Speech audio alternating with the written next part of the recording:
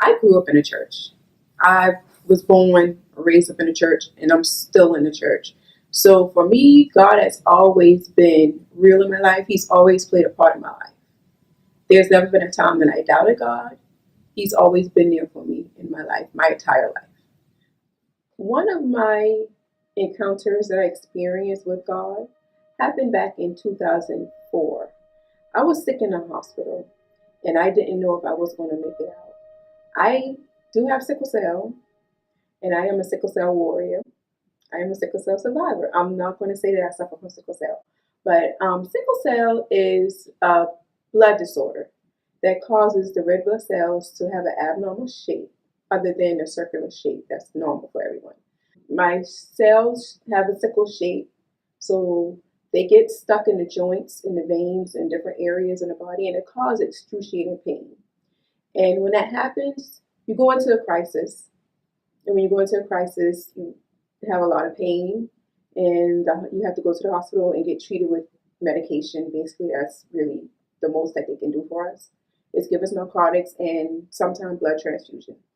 I had my son in 2003, and 2004 was the time that I got sick.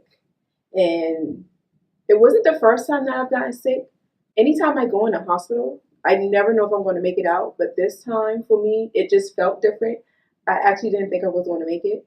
And they were prepping me, one day they were prepping me for a blood transfusion. And they finally found a vein that they could use. And when they found that vein, they started the blood transfusion. When they started the blood transfusion, I started to have a reaction to it. When you get a blood transfusion, they usually take your vitals like every 15 minutes or something like that, because you can go into high blood pressure or go into shock or whatever because of the transfusion. Your body may react different towards the blood. So my body started acting crazy. My pressure went up. I started to get high blood pressure, and I started to develop a fever.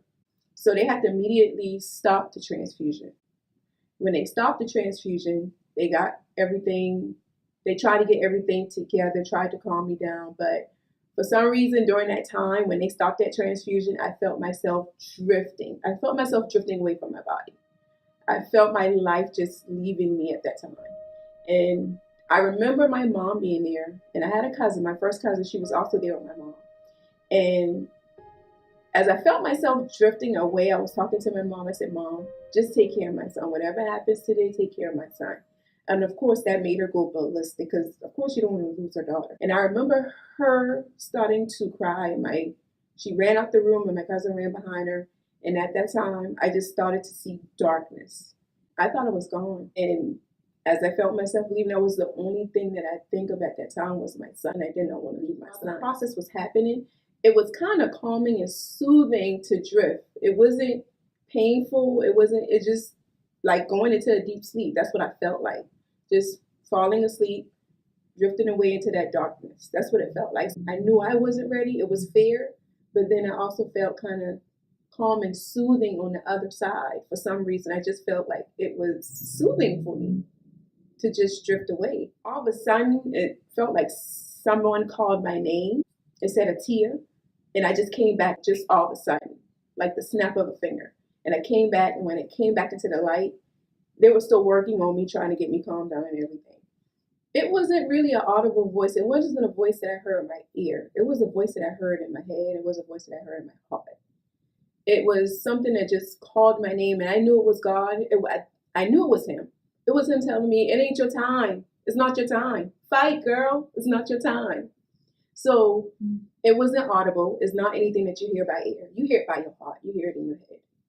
And that was the time that I experienced God. God brought me back for a reason. And that's when I felt it was my time to fight. So when they tried to put me on this breathing machine and try to do all these other things to me, I refused it. I refused it because I felt I can beat this. I can fight this. I felt if they put me on that breathing machine, it would have make it worse. I was breathing. I was like, just give me 100% oxygen. I'll breathe on my own. Just do what you got to do. But I'm not getting on that breathing machine. I just felt that I had to fight. I think God told me to come back.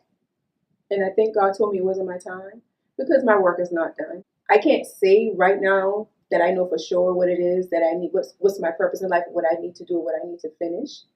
I don't know. Maybe it's to see my kids to become adults. I don't know. But it was something that wasn't done yet for me. And he said, it's not your time. It was just something. Right now, today, I can't say it was just this one thing. Maybe, I don't know. Maybe it's for me to be here for my children. Maybe it's that. I just don't know yet. But I'm still here. Everyone goes through a lot in their life. The Lord knows I've gone through a lot in my life. But I still keep my faith in God all the time. I never question it. Through everything I go through, I never question it. So that particular experience, it didn't give me a sense of renew my faith with God, but it gave me more of, I got to fight this fight. I got to continue this fight. This is my fight, and I have to fight. There's no giving up right now. I have to fight, knowing that God still has me here for a reason, and there's something here on earth that He has for me to do that's unfinished.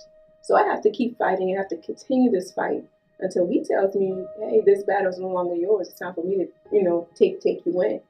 So that experience just gave me the sense of continuing this fight. And I'm going to fight till I can't fight anymore. I'm going to fight until God tells me not to fight. For anyone who wants to fight but feel that they can't, they feel like they have nothing to fight for, I would just say, think again. Look at your life. Don't pay attention to all the negative. There's a lot of positive things going on around you. There's a lot of reasons why you should fight. Look around. Just sit down, think about it, and look around. Give me one reason why you feel you shouldn't fight. Because you're tired? That's not a reason not to fight. But I'm pretty sure you can come up with thousands of reasons why you should continue to fight. So fight.